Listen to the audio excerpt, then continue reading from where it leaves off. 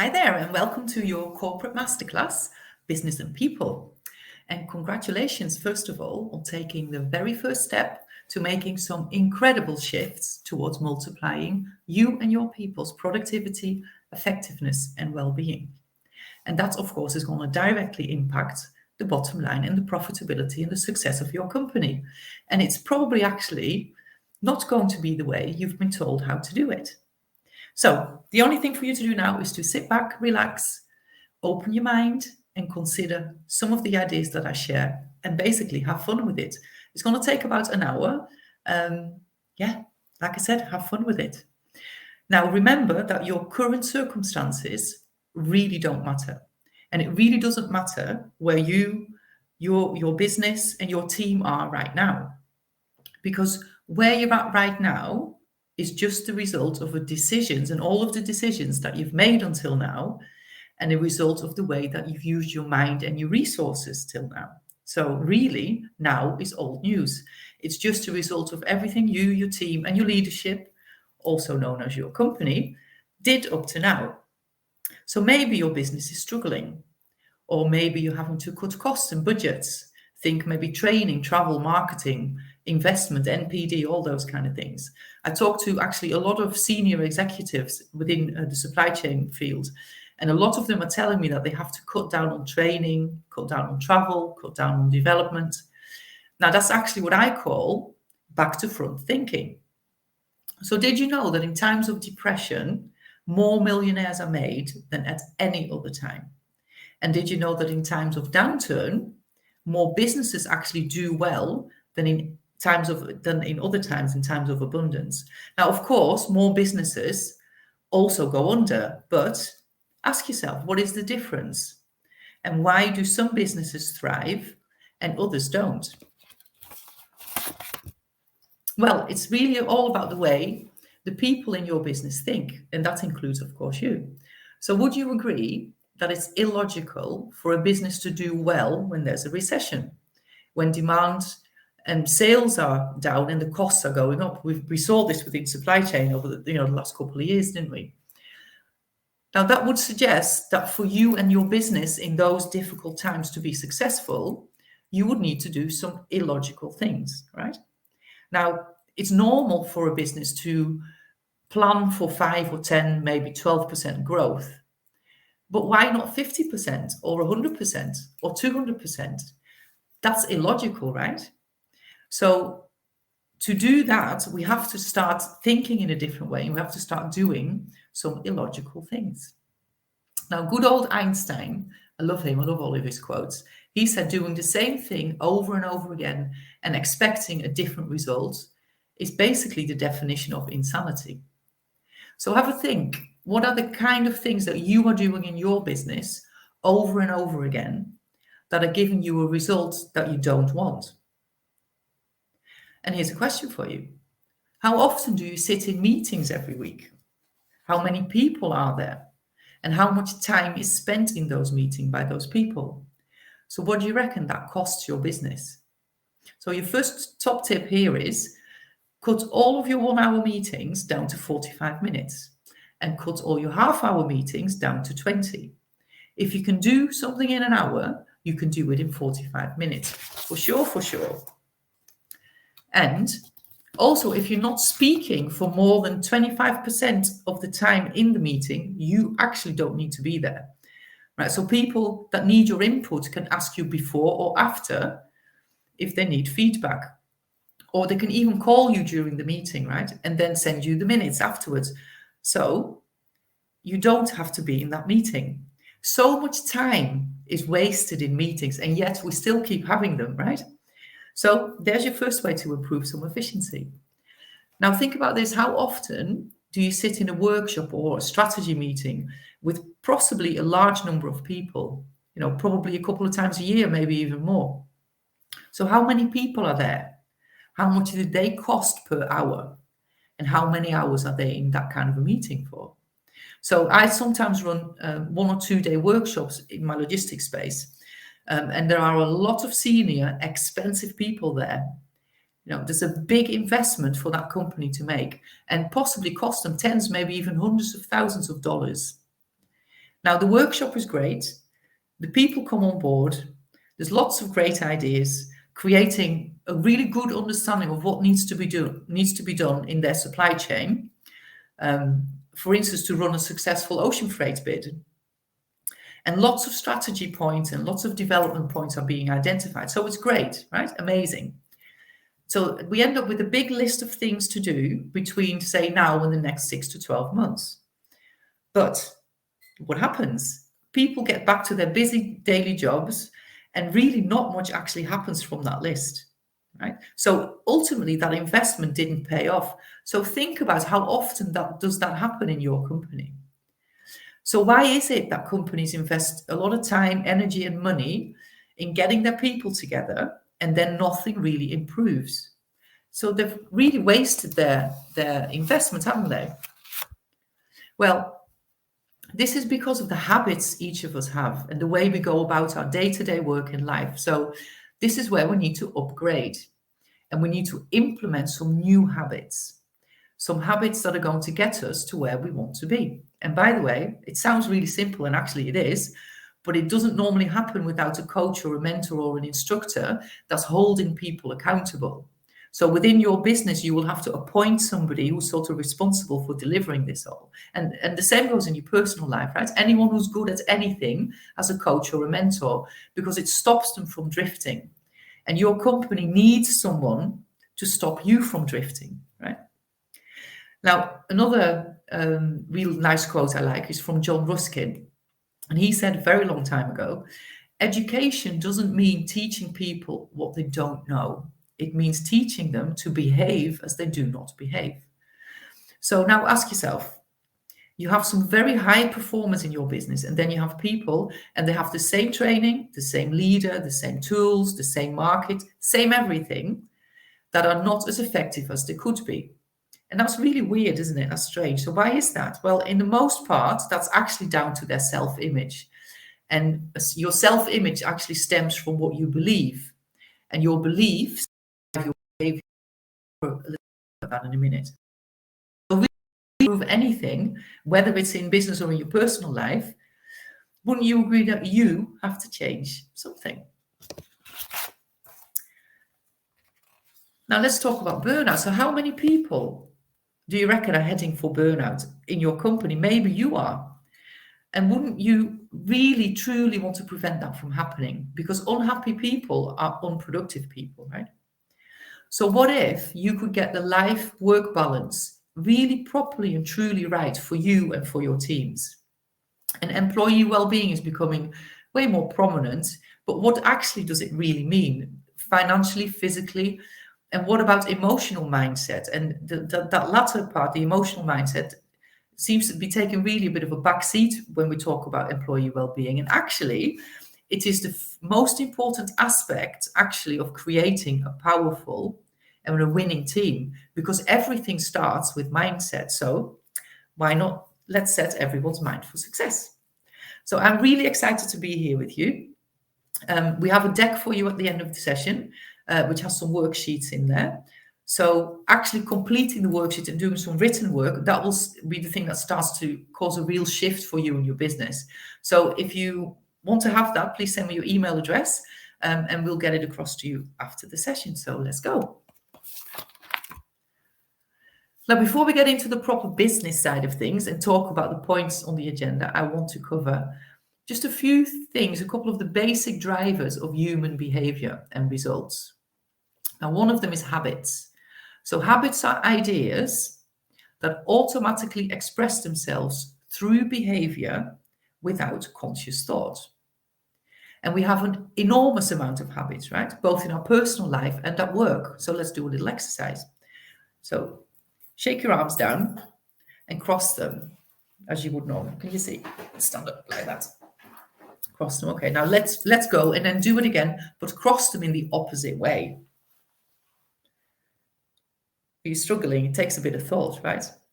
So once you've got that, then again, shake your arms out and then cross them again in the opposite way to how you would normally do it.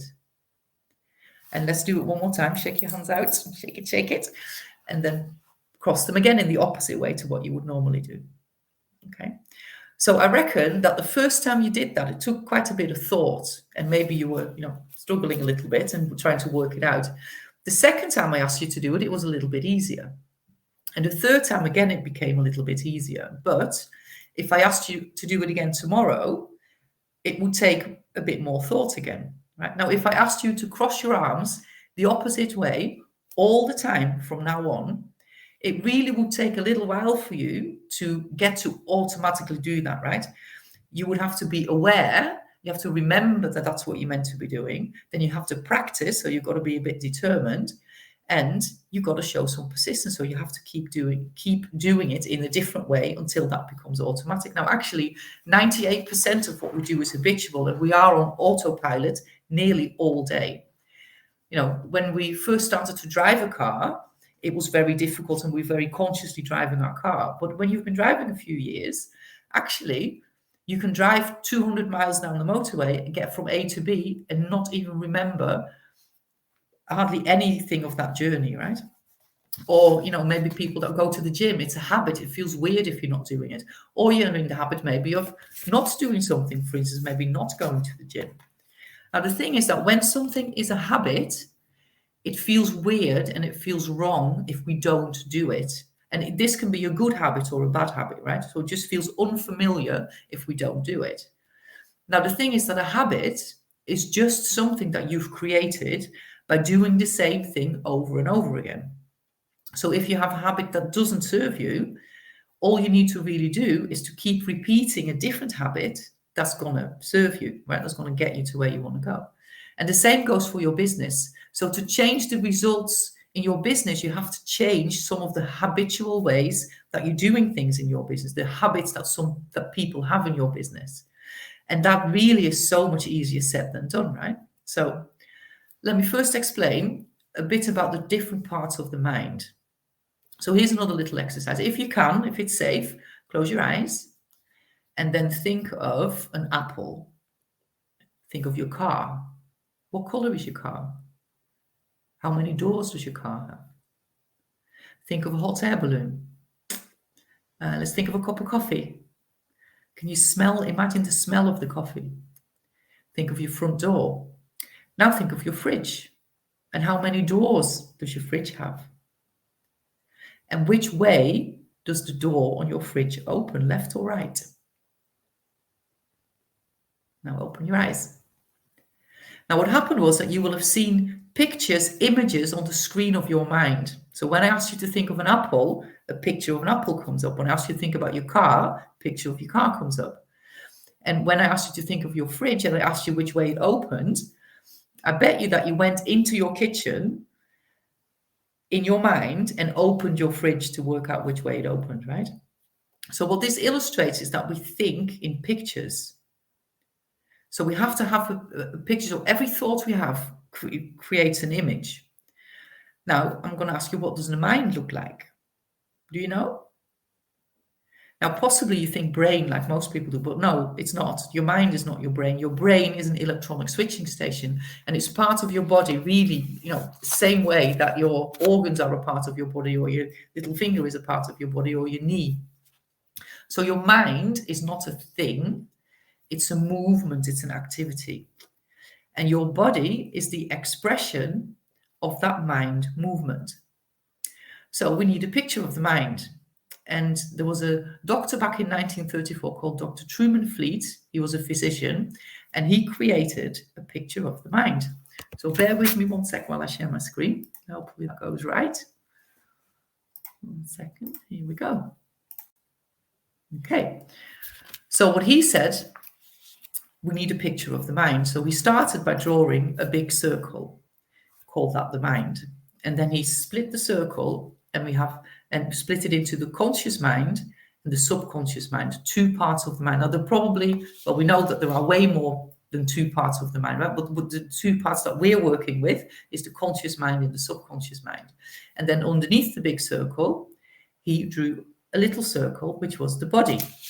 Okay, so let's look at that in a bit more detail. Now, your conscious mind is your thinking mind. And your thinking mind, your conscious mind, can accept and reject an idea. So any idea that comes up, we can accept or reject, we choose.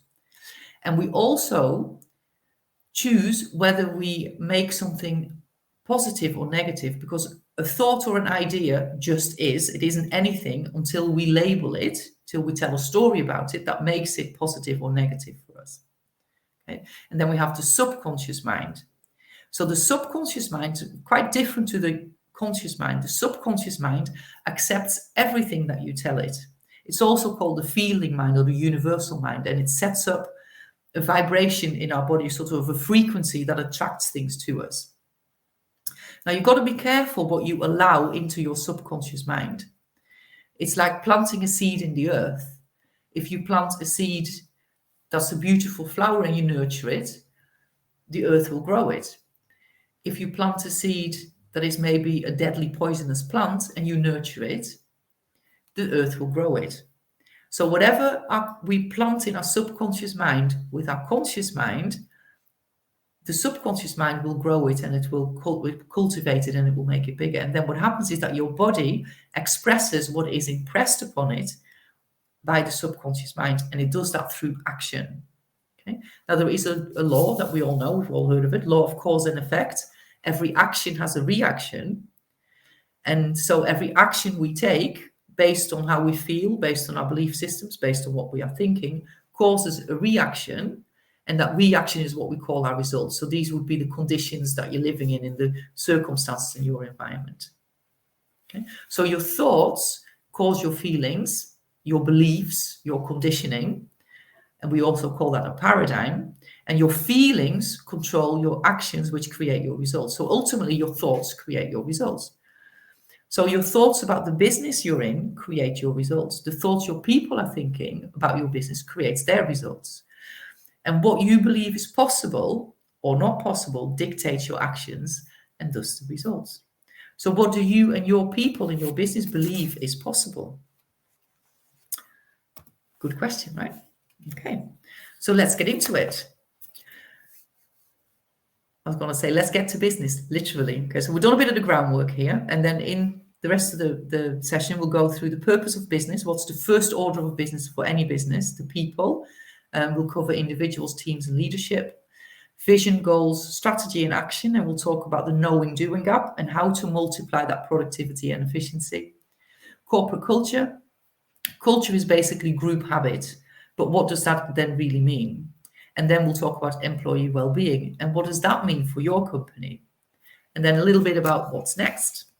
Okay, so there's a lot to cover in an hour. Maybe we'll go slightly over, and we will just touch things at a very high level, right? But I would absolutely love to connect with you afterwards if you want to get into more of the detail and how I can help your company to absolutely multiply that effectiveness and productivity, to increase your profits and to enhance your people's well-being. That's what I love to do. So it sounds so serious, right? So let's just have fun with it and let's get on. Okay. So the purpose of business. So we're just going to cover the most important ones here, or some of the most important ones, because there's loads more than what we have time to talk about. But here is a few questions for you to start with. So do you know what the purpose of your business is? And do you know what your purpose in the business is? And it's a strange question, right? But you'd be surprised how many leaders and team members can't actually articulate that properly. Now, the main purpose of any business, the first order of business is to make a profit, because no profit, no business. Right? You can't have a business if you don't make a profit. Now, another important purpose is to add value. So that means adding value to your clients, your external customers, your internal stakeholders, your people, your investors, to anyone really involved with your business, which includes you yourself. And really, the more value you add, the more profit you should be making. Another important factor is, of course, cost control, because you have to be in control of your costs to run a successful and profitable business. But there is a difference between cost and investment, and you have got to make sure that you don't cut on your investment. Okay? So, for instance, what I hear from my clients in the supply chain arena is that they're being asked to cut travel costs. Okay? So that means that, for instance, they can't go and see their providers face to face. And actually, it's the face-to-face connection that creates a solid relationship, which is getting them the service that they really need. Now, the thing is that without that service, so without that relationship face-to-face relationship and connection, and without the service, they are spending a lot more money on fixing problems, right? So the business feels that they're cutting costs and they think they're saving something, but actually they're creating more cost in their business by doing that. Now, another example is a company that's cutting, for instance, staff training budgets, but it's the training that's going to make them more effective and thus more profitable. Or maybe the marketing department is having to stop some of the advertising when it's the advertising that gets your company's name out there and attracts the clients. Pulling the plug on new product development when that is actually the one thing that will keep your company growing. So actually what needs to happen is for a company to always be growing, and to grow, you got to sell, right? So remember when I said you had to do something illogical to make your company thrive? Well, this is it. Don't cut investment, but focus on how you can sell more. So every company really has two departments. We have a sales department and a sales support department. Okay? Now, without anyone selling anything, there is no business.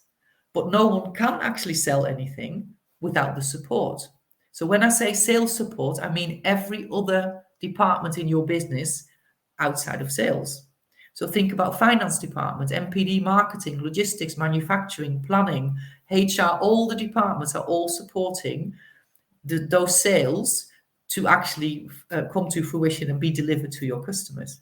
Now, for a business to thrive, you've got to create an environment that's conducive to successfully doing this, right? And to drawing the best out of you and your people. Now, one of the first natural scientific laws of the universe is the law of order. So look at nature, everything is in order. So summer follows spring, autumn follows summer, and so on, night follows day, and vice versa. So everything is in order.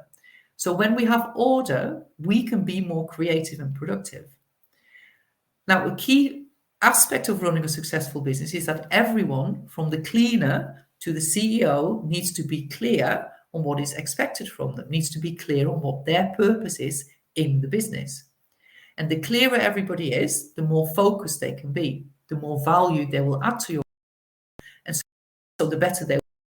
Remember, you are way more productive, and you're giving the best of you, and you attract more of the good stuff. And when you give the best of you, you are also then able to draw the best out of the people around you. So let's take a look at people. Okay, well, your business is your people, right? No people, no business. If there are no people in your offices or online, you would have no business. Your office would just be a big building with a load of stuff in it. Your computers would lay dormant, right? Because there would be no one to switch them on. So yes, your people are your business. No people, no business. And remember, your departments and your teams are made up of people, of individual human beings. Now remember that stick person, that mind figure, everyone is a stick person. And everyone, including you, is a walking paradigm, acting and behaving according to their thoughts and conditioning. Now, we already said it before, right? Happy people are productive and creative people. So there's a basic scientific law that states create or disintegrate. And a business is either creating or it is disintegrating. And people are either creating or disintegrating. Now, disintegration sets your business on the road to failure, is what you reckon. If you're not growing, you're not going anywhere. But to creation, if you're creating something, that causes your business to grow. And your business really has to grow consistently to survive, because no growth means that you're going backwards. And what this also means is that your people have to grow. Right? So it's important for your people to grow and aim at something and move towards something. So one good thing to always remember is that amateurs compete and professionals create. So it's important to know that to be successful, you have to be creating something.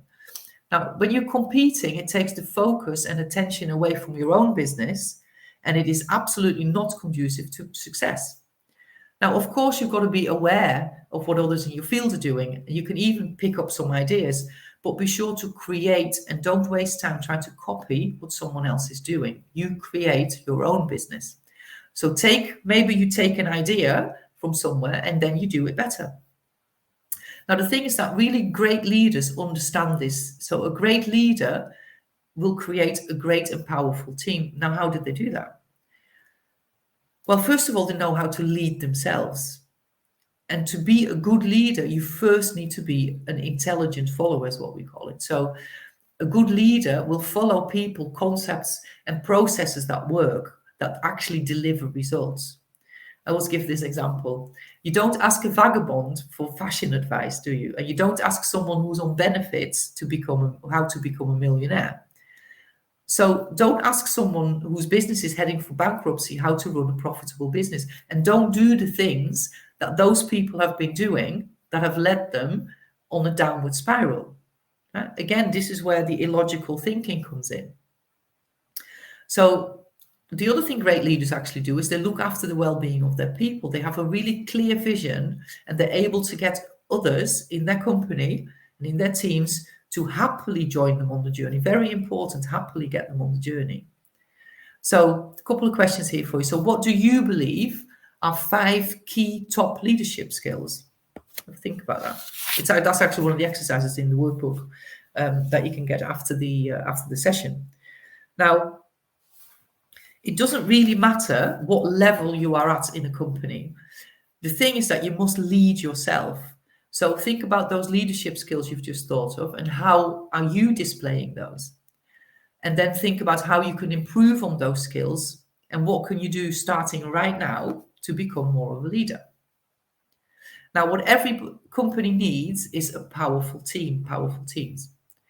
So what makes a powerful team? So very simply put, when a group of people are working in harmony towards the same objective, they become very, very powerful. When you hook a load of batteries together, you get a lot of power. When you join a group of like-minded people together, you have a very, very powerful team. And we've all been part of powerful teams and disjointed teams, right? So it's really important for each team member to believe in what you are wanting to achieve, because working together in harmony towards that same goal, that is what creates the power. Now think of maybe a team in sports, and they may not have any individual superstars, but because they're working together as a team, they're winning the championship. Now, on the opposite side, a team that's disjointed and doesn't believe in the objective will be a very, very unproductive team. And we've also been part of some of those, right? And this is where many of the companies that I work with in my logistics side of things, they struggle. They struggle to get everybody in the team on board. Now, I'll be doing actually another workshop on change management. But if this is something your business is struggling with, then do reach out and we can have a talk about that and I'll give you some top tips on that one. Now, let's talk about what it is your business wants to achieve. Okay. So we're getting now into the vision, the goal, strategy, and action. So what is the vision of your company? Do you know? Does everyone else at all levels in your business know what that vision is? And how do you think it affects the success of your business if it's not clear to every single person working in your company? Now, many of us don't realize this, but everything is created twice. First in our imagination and then in our tangible material world. Everything you are experiencing right now was first a thought. So the chair you're sitting on, for instance, or the screen you're watching this masterclass on, the internet that you're using, aeroplanes, the cup you're drinking from, the clothes that you're wearing, someone first thought of it and then created it. Now, we all use our imagination all the time, but actually most of us use it in the wrong way, and most of us use it to imagine things that we don't want or to imagine why we can't do something. Now, guess what? We become what we think about. So start to use your imagination to think about what you do want. Start to use it to think about how you can do something. And it's the same thing for your company, right? Someone first thought about starting it, believed it was possible, then took certain actions, and here you are working in that company. But it started with someone's idea. So every business needs a vision, needs to have a goal to work towards. Remember, create or disintegrate. So to create something, you have to know what you want to create, right? And this would be your vision. Now, the problem is the top leadership in your company may have a vision, but when you ask the person behind the desk in the office or the person in the factory, they have no clue what that vision is. So how can a team of people then work towards the same objective if they don't truly know what the objective is and what the vision is that they are meant to be aiming for? So do you know what the vision of your company is? Does everybody in your team know what that vision is? And what does the vision mean? I don't know, maybe it could be go global or go worldwide, or maybe it's grow by 25% next year, or maybe it's improve quality and reduce waste, or, how about balancing profit, people and planet, become a B Corp? Maybe it's being the number one employer that people want to work for. Whatever it is, it starts with one vision at the top with one key purpose. So what is it in your business? Now then, of course, each department, and remember, a department is made up of people, should set their goals to align with the vision. And this is where the problem starts in many, many companies. In many businesses, the goals of one department don't actually align with the goals of another department. I was talking to one of my clients the other day about this as an example, so I'll give the example here. So when I worked in the distribution center at Heinz, early on in my career, there was not enough space in the warehouse for all of the inventory. So we had to use a number of external storage facilities to store the product. So this meant that what we were doing was shipping products out, storing them, and then bringing them back in again. Now, bear in mind, this was food products, so we had to rotate based on best before end dates. So there was a massive cost associated with this. So we had to load the product at RDC, transport it to outside store, handling at the store, storing cost, and then same again to bring it back. But of course, that's not all even. Think about the damage to some of the products because they've been transported and then they had to be written off. And think about the people Heinz had to employ to manage this. Me and my team, rotating the stock, the forklift truck drivers, getting the products from the warehouse bays, putting it there, taking it back.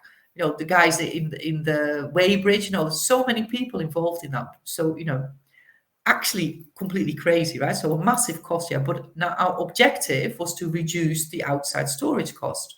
But in manufacturing, which was down the road, the objective was to reduce unit cost. And guess what? They could reduce unit cost by producing more, by having longer production runs for the same product, and by stopping less often for the line changes. Now think about what that means for inventory levels, right? The more you produce, the higher your inventory goes, right? Now bear in mind that people are getting paid their bonuses on achieving or exceeding their objective, right? And this tends to be the same in most companies. So what do you think happened here? The two departments are at loggerheads and they were not working towards the same objective. And they certainly weren't working in harmony. And it was actually, sometimes we had some heated discussions that we listened into to a couple of those directors, which was fun at the time. Now, the solution here would have been to align those objectives, to look at the total picture and to create joint goals for each of the departments. And that doesn't get done. So maybe a cross charge, or maybe people should get measured on what the overall unit cost is for the business, including, for instance, in this example, the outside storage cost. Okay? Just a different way of thinking, which will give your company a way better result at the end of it and keep the people happy and working towards the same thing. So what is the vision of your company? What are you communicating to your people all the way down the line? So is your vision communicated as the objective to, for instance, cut costs? Is the goals that you're setting cutting costs, or you have to take on more work for the same pay, or you've got to stop training, etc.? Or are you communicating your vision as business plans to grow by 25% next year? This is what that means for you. For instance, a promotion, a bonus, a pay rise, or maybe a change in role if that's what they're open to. And to achieve it, we have to cut the cost.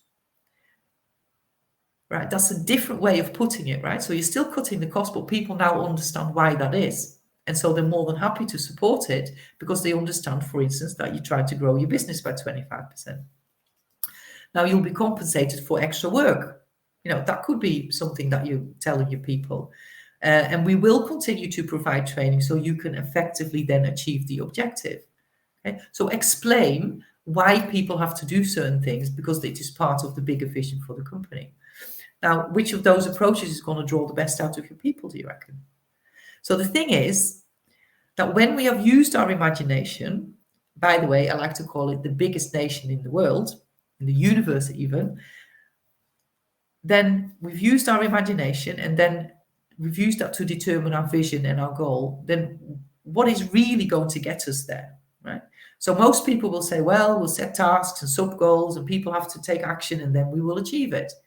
And it's sort of true, but how many times have you done that and it didn't really materialize? So remember the earlier exercise where we realized that we illustrated that we think in pictures. So we have to create a picture, an image in our mind to enable us to then work towards something, right? So it's important to paint a picture of your vision to all of your people. And the image, which is created by our thoughts, that we decide to give attention to, causes a certain feeling. That feeling controls your actions, and the action causes a reaction, which we call the results, as I said before. Now then, the vision that you have may create different types of images for different people in your company, right? So you're explaining the same vision, and some of your people may get really fired up by this, and some of them might not be. Some people may see it as an opportunity, but some other people will see it as a threat. Now, you remember we talked about powerful teams being created when everybody works together in harmony towards a common objective. Well, pretty important then, isn't it, to get everybody on board in the right way, to get everybody seeing that same image and how they add value and fit in with that image, and get rid of the fear that some people might be feeling. So we never achieve anything beyond what we believe. And when someone in your team believes in your vision, they will take a certain action, and that will move your business closer to the vision. But when someone doesn't believe in your vision, they will not take the action, or they might even take negative action, and they're moving you further away from your goal. And if the vision isn't clear, or the goal isn't clear, then they won't know what's expected of them, and they could possibly be taking the wrong action.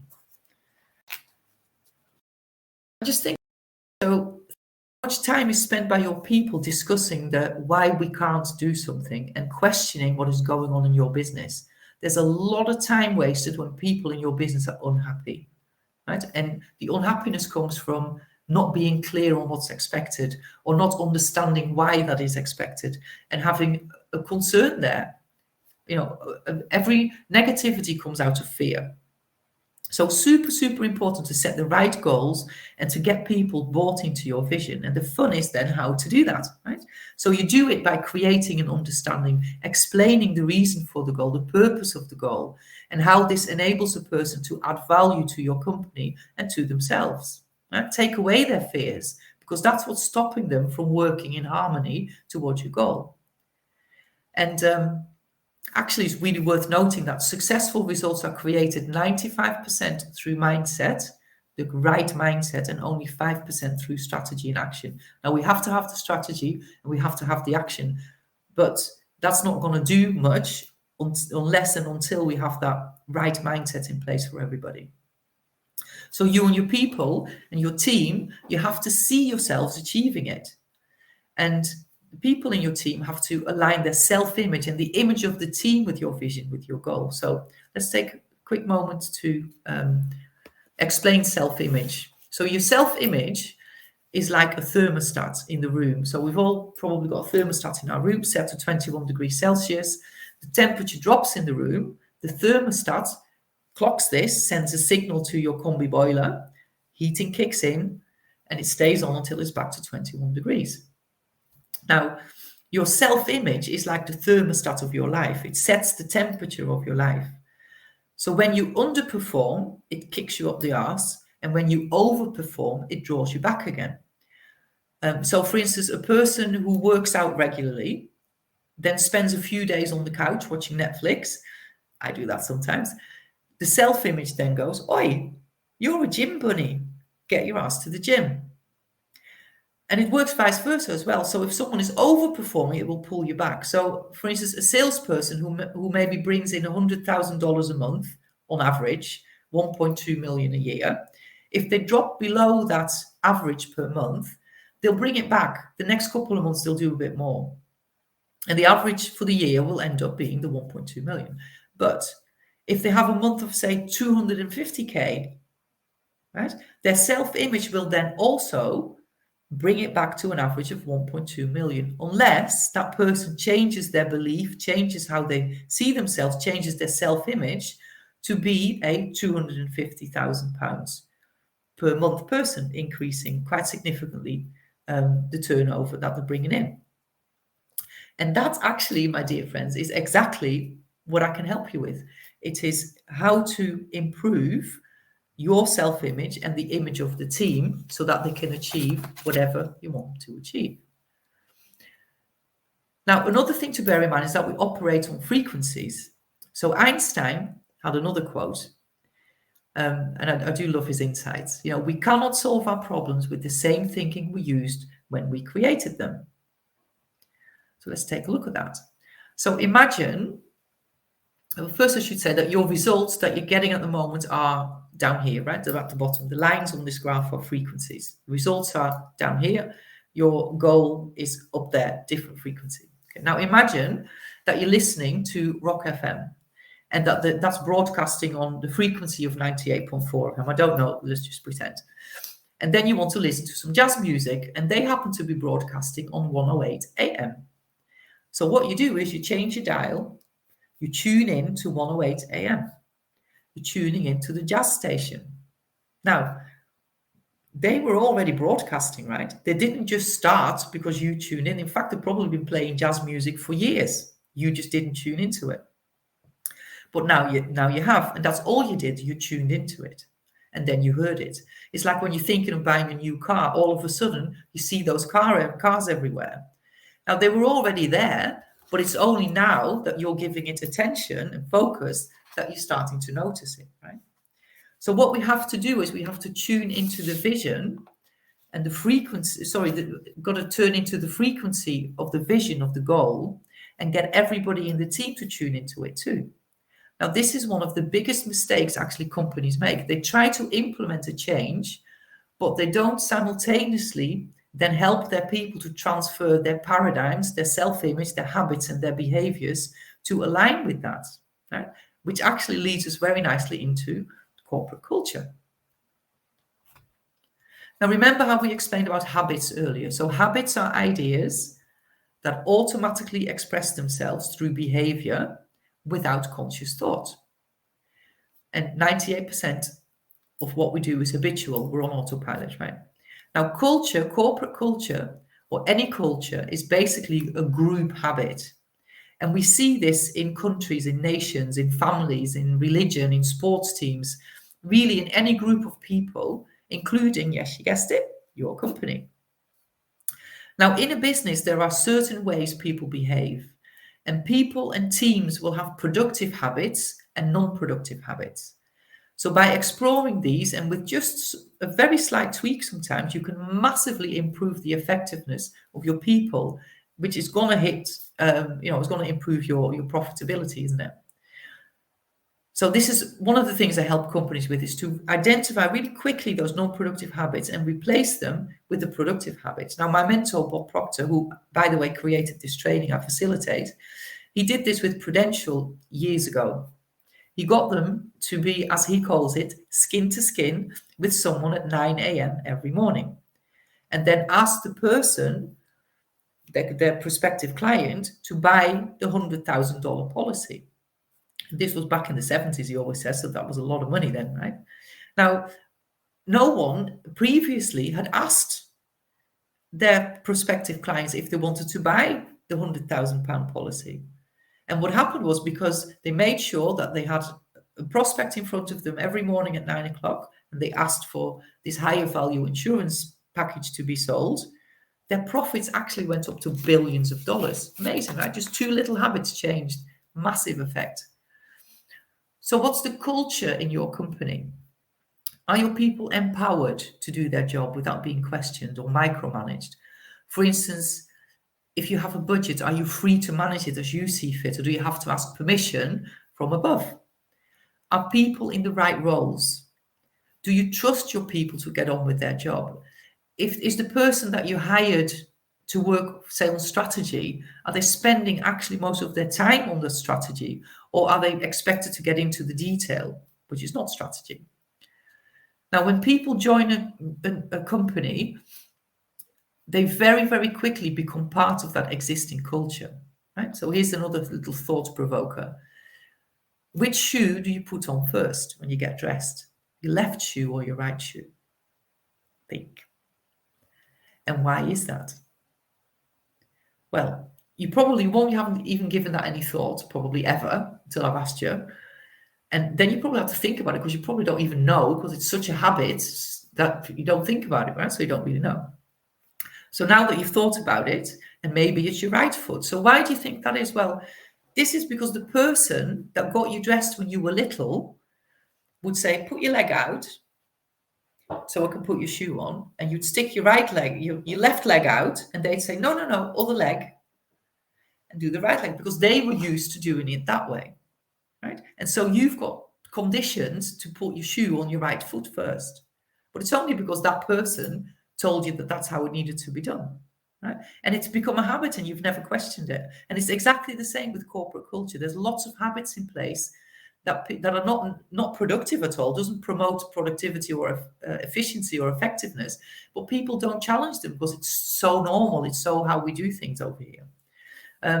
There's an experiment done years ago, the 5 monkey experiment. Most people probably heard of this, right? But very, very briefly, I hope I get it right, is that there were 5 monkeys in a cage. There's a banana at the top of the cage, top of the ladder. But every time one of the monkeys climbs up to go and get the bananas, all of them are sprayed with really icy water for a few minutes. Right? So what started to happen was, and the monkeys didn't like that, so what started to happen was that any monkey that tried to go to climb the ladder, the other monkeys would pull it down, right? Because they didn't want to get sprayed. Now, one by one, these monkeys were replaced. And in the end, none of the monkeys in the cage had ever been sprayed with water, right? But none of them attempted to climb the ladder. And if any of them did, the other monkeys would pull them back, despite the fact that none of them had experienced the negative results from going for the bananas, right? That's what happens. We sort of take on board beliefs and habits and ways of doing things, and we don't really question them. That's what we're like. And that happens a lot in business, and it happens in our private life as well. Because we hear, we don't do that in our family. Who do you think you are? That's not possible. You can't do that. You're not clever enough. And in business, we hear, we can't do that. It's never been done before. Well, that's not the way we do things around here. And we tend to argue for our limitations, right? And we tend to focus on why we can't rather than how we can. And this is all part of our paradigms, of our business paradigms or culture. And that's what needs to be changed up. And this is why all the things we try to do to improve things in our company, they're not going to work until we change those paradigms, and we change the way that we look at things, and we change the way that people do things. And just because we did something this way for a long time, we've always done it this way, it doesn't mean that it is still the right thing. It was the right thing a while ago, but it doesn't mean it's still the right thing. Now, remember Einstein's quote, keep doing the same thing over and over again, expecting a different result. It ain't going to happen. So if you want a different result for your company, you need to change some things. And those things that we need to change are things like thoughts, the ideas that we're entertaining, the possibilities that we're considering, the opportunities that we're looking at, the solutions that we're looking for. We've got to change up our conditioning and our habits and our behavior and improve them so that we can improve the profitability of the company. Now, remember also that your paradigms and your conditioning control your logic. And it's the same for every single individual in your company. Their paradigms control their logic, control their ability to entertain a new idea, their readiness to change up some habits. Every single person is the same. Now, corporate culture and morale actually filters down from the top. It's not raised from the bottom, it filters down from the top. It's the company's leadership that determines the way a company operates. And it's the environment that people work in is dictated by leadership. And the habits that leadership expects people to form, comes from the top. Or does it? Is it really the leadership that determines the way a company operates? Now, what again I see a lot in my logistics clients is that many visionaries, many really great visionary leaders struggle to get the teams on board. And we talked a little bit about this earlier on in the session about self-image and belief and conditioning. And there's an actual science to it in how to get those people on board. So I know we're going a little bit over time now. So reach out if you want to find out more about that and see how I can help you with this. Now, this is always a question I always like to put out there. Why do people do 2 jobs and only get paid for 1? I see this a lot in my logistics clients, right? So someone senior leaves, someone is asked to pick up their responsibilities. So they're basically doing 2 jobs, but they don't get paid extra. Why is that? There is a budget for it because the company budgeted for 2 people. Right? So why is it that the company asks people to do extra and not reward them for that? They're giving up their free time, right? Part of a culture. Now, the thing is, though, that the person taking on the 2 jobs is their own worst enemy because they said yes. They could have said no. They said yes. So why is that? So maybe they're afraid that they're not being seen to be a team player, or they think it might affect their future career if they say no. But the thing is, it's not fair and it's not good for morale. Think about this in your business. Does your culture allow for celebration of success? And does it allow for proactive appreciation of your people? Or is there a culture of fear? Where do you think people thrive more? Your business is your people, happy people, productive people, successful business. Now, the thing is, if you can tell me what you want to achieve, what is your vision, I will definitely show you how to get it, how to adjust your corporate culture and to ensure that success, right? How to identify those non-productive beliefs and behaviors and how to then change them into productive beliefs and behaviors that actually stick. And actually, one of the ways to implement a new behavior, and this is in your personal life and in business life, is through constant spaced repetition. You've got to repeat it. You've got to keep doing it. You've got to keep going. And then you've got to have someone holding you accountable. Reach out for a chat about that anyway. Okay. So think about areas that you would like to change. So we start to talk, we talked a lot about people actually, but let's talk specifically about employee well-being. So it's a bit of a buzzword, right? So what does it mean? Well, let's look at some of the other human basics. We are goal-seeking organisms. Look at nature.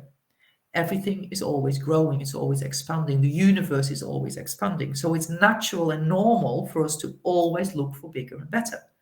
In fact, we are not working towards, if we're not working towards something that excites and delights us, we are disintegrating. And if we're disintegrating, we don't feel good.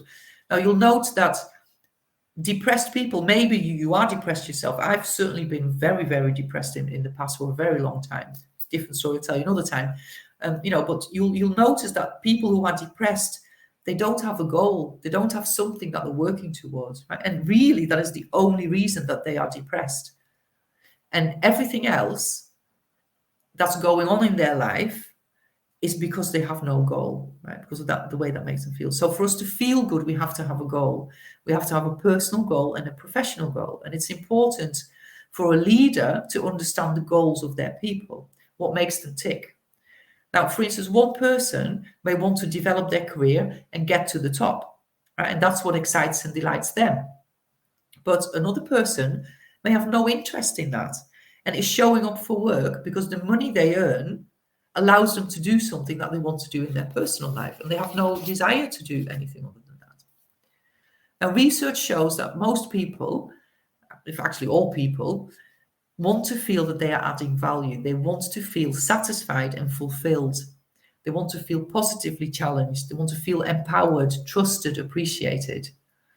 By the way, is that how you feel when you go home from your job? And is that how you think your team feels when they go home? Remember, we said happy people, productive and creative people, and we've got to create to grow. So how happy are your people? Do you know? How happy are you at work? So we have a saying in England, horses for courses, which basically means different people are suited for different things. Now, are your people in the right job for your business and for themselves? Are they doing something they enjoy doing and have a talent for? For instance, if someone is being asked to do something they are not good at, they don't have the skills, the knowledge, nor the capability or the expertise, even despite training, and you ask them to do something, and they're not able to deliver quality, right? But you continuously have to point out what is wrong. This is not good. This needs to be improved. Why did you do it that way? Let's do it again. Let's do it again. Let's do it again. Okay. So this is so frustrating for both you and for that person, right? And it's really not good for morale or for the business. So an example, we don't ask someone with no client-facing experience to design a client-facing system. It's not going to work. And in the end, it will cost your business way more in correcting mistakes, maybe even losing clients, right? So really important that you put the right people in the right jobs. Okay? And we always say you should develop strengths and you should manage weaknesses. Okay? Unfortunately, most businesses are focusing on developing their people's weaknesses. Please don't do that. There's no point. If someone is already reasonably good at something and has a talent for it, they normally enjoy doing it. Right? And by developing that, they will become brilliant at it. And they will feel good. And they'll be way more productive and effective. And then manage and delegate the weaknesses. Right? So the thing that one person isn't good at, another person will be amazing at, and they will enjoy it. What's my example? My car. I love driving a nice car, but I have no interest to ever open the bonnet on it. So if something goes wrong with my car, I take it to little Gary's garage because Gary loves tinkering with cars and he'll fix it. Right? So delegate the weaknesses, manage the weaknesses, and give it to someone who's good at it. Leave it to the experts. That's why I really am a great believer in outsourcing anything other than your core business, or recruit people with the requisite skills and talent and ability and do it properly. So how do you then create an environment that's conducive to people and your business thriving? So what I find most businesses do is when we talk about employee well-being is that they deal with symptoms and not with the causes, right? So in a way, when an employee needs support and the well-being program kicks in, it's already too late, right? Because they're already unhappy. They're already burnt out. Maybe they're already even off sick. For sure, they ain't being productive and they haven't probably been for quite a while. So many companies now have employee well-being programs, or they're starting to think about it and implementing them. But they do tend to focus on curing rather than on preventing. And even the programs that are sort of, better developed, well developed and established, they tend to focus on the physical side of things when really everything starts with mindset. And everything we feel and do starts with our thought process and the thoughts we choose to entertain, basically. So it's the fact that if we are stressed and unhappy at work, we take some of that vibe home with us, which means that we can't show up for our loved ones as our best either. Now, as an employer, you have a responsibility to your people to pay them for the job they're doing and to look after their well-being. As an employee, you have a responsibility to your company to do the job they're paying you to do and to flag any issues that you might face. Now, one thing I want to put out there is the law of rhythm. Again, a natural scientific law. Think of ebb and flow. Now, some people are more energized and productive at different times of the day. Right?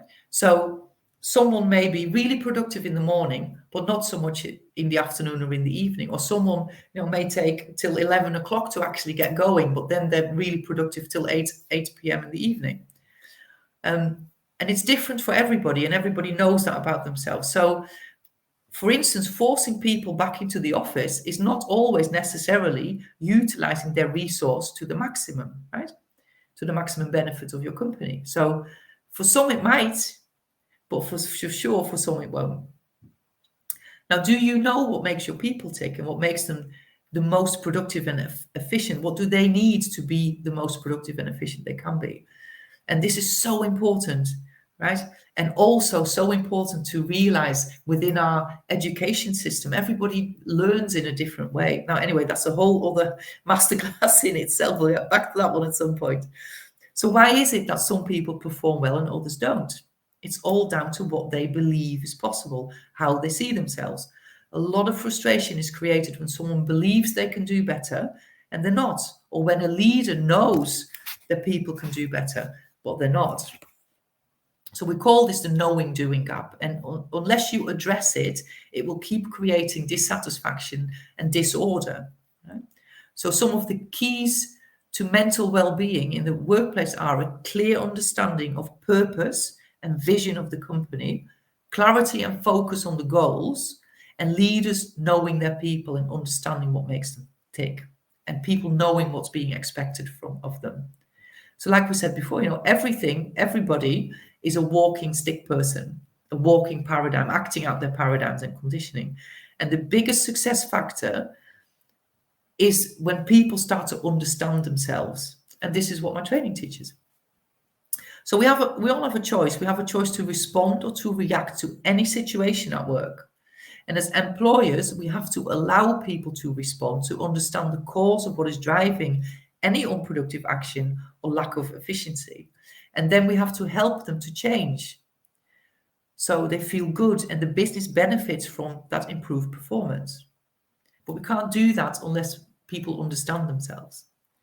Now, we can spend as much as we want on training, on supporting, on well-being programs, but until and unless we understand our people and they understand themselves, until and unless we adjust some of those non-productive actions and behaviors into productive actions and behaviors, nothing much will improve. So think of the amount you spend on training for your people, on teaching them how to know more, but not necessarily how to apply it. Right? Most of the people in your team will have all the skills. How many people, if you're in a sales department, how many people have had the training? They know what they need to do. They know the presentation they need to go through. They've been taught how to close a sale, but half of them aren't doing it, aren't using it. Yeah? So my training is really quite different to many other programs because what we do is we get into the root cause and then we help people to upgrade their beliefs and their self-image so that they can achieve that bigger and better that they want. And, not just for themselves, but also for your company. And who wouldn't want that, right? Okay, so what's next? Well, I can't believe we're at the end of the session nearly. Well done for sticking with it. I know you're all busy people. That's also a habit, by the way. And by the way, if you want to be less busy, call me and I'll give you some tips on that, get you underway. So we've covered a lot, lots to think about, and reach out anytime if you've got any questions. And we really have just touched the tip of the iceberg. There's so much more involved in this. And success is a system. It's not luck. It's not coincidence.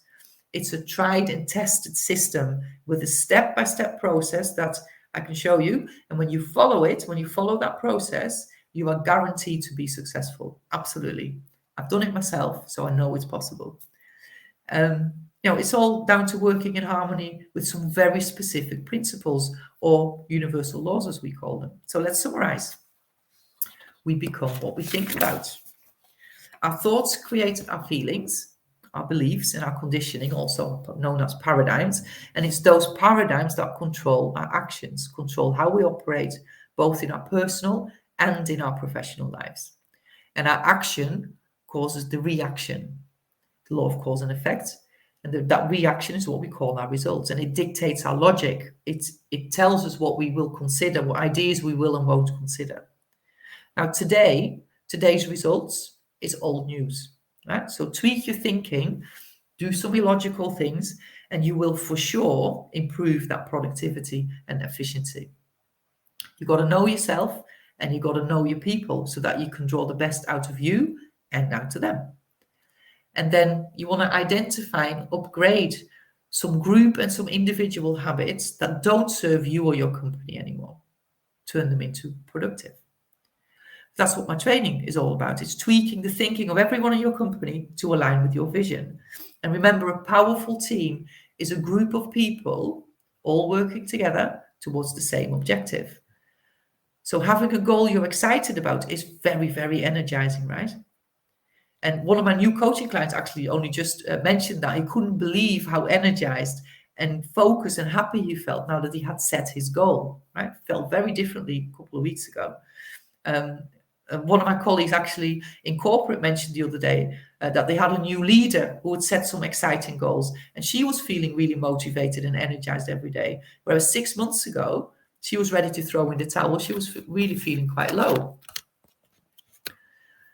So my full training actually is 12 modules.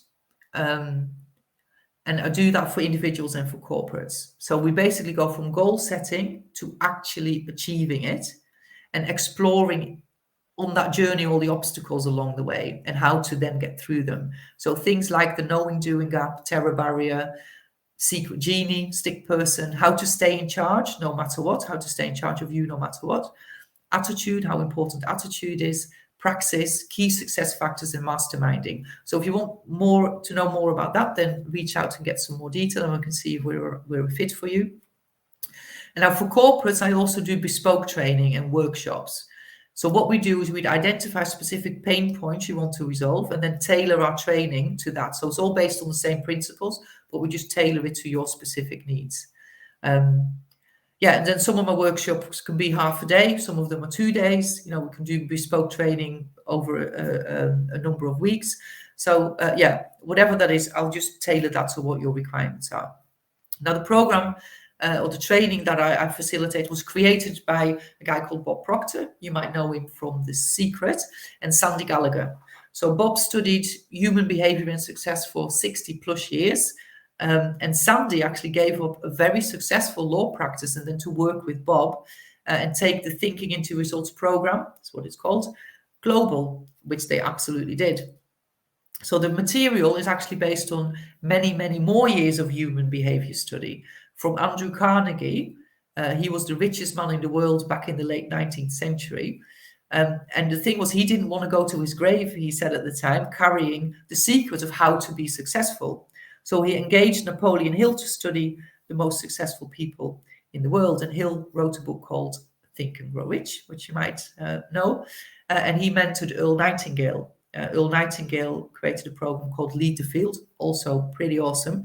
And Earl was actually one of Bob's mentors. So all in all, we're sharing material here with you that has been tried, tested, and proven by more than 200 years of experience put together. So let me tell you, you can't really go wrong with that one, right? The best part of kind of work is working with some amazing people and getting some really quick wins and medium to longer term improvements that really, really stick, both for my individual clients and for my corporate clients. And really all it takes is an open mind, entertain some different type of ideas, and some real thinking. So before we finish, let me just a bit of a reminder of some of the tips that we had. So I'm going to stop sharing my screen. If that won't work. See, technical stuff is not my forte, and I don't necessarily want it to be either. So, okay. So just a few of the tips things that we've gone through. So cut your meeting time and don't attend if you're not speaking for more than 25% of the time. Manage your activities in the time you have. You're the boss of you. Control your cost, but don't cut on investment, and make sure you create and you're not competing. Align those objectives across your business department so that you're all working towards the same objective, the same goal. And remember that corporate culture is just group habit, and habits can be changed, right? So identify some non-productive habits and swap them into productive ones. Now, we're goal-seeking organisms, and by nature, we need to grow to feel good. Also, I said this before, stop arguing for your limitation and ask yourself how you can, not why you can't. Your mind will give you an answer to anything you want, right? So make sure you ask how you can and not why you can't. And manage your weaknesses and develop your strengths. And get to the root cause of non-performance. Don't just treat the symptoms. It won't work. You'll continue to keep You continue to keep treating symptoms rather than get down to the root cause and get the final solution for that. So that's it. Reach out for your free discovery call, and I'm looking forward to working with you and find out more about what you want to achieve, and then show you how to get it. So enjoy the rest of your week, and remember to send us your email address, by the way, if you want to have that workbook. I've absolutely thoroughly enjoyed myself. I think I've gone on a little bit longer than an hour, but hey ho, there we are. Reach out if you need anything, and I wish you a very, very successful week. See you soon.